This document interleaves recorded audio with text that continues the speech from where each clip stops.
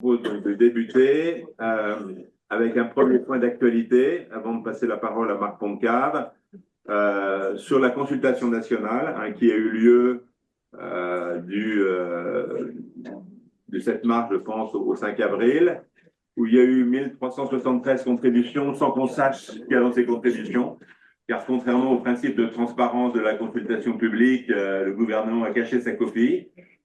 Donc je pense qu'elle va être demandée, alors que à l'inverse de ça, la concertation qui avait eu lieu entre le 4 novembre et le 13 décembre avait été très ouverte.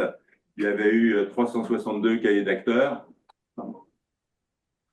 et 362 cahiers d'acteurs, dont 60% étaient opposés à lien le salaire. Alors, ce que vous voyez aussi sur cette slide qui est important, c'est une évolution fondamentale qu'a fait le gouvernement depuis le 15 février 2025, avec le projet de loi de finances 2025. Dans l'article 60, il y a une inversion dans les priorités d'effacement.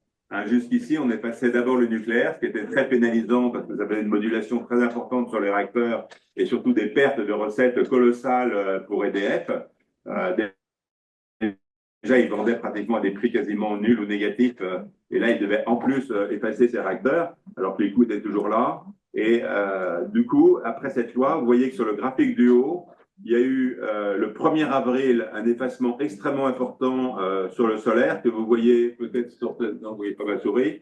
Sur la première cloche solaire à gauche, où on était à 16 gigawatts et on a coupé à la moitié, à 8 gigawatts. Et un autre exemple dans le diapo en bas, ça doit être le vendredi 18, je pense, il y a eu effacement de 100% de l'éolien dans toute la France.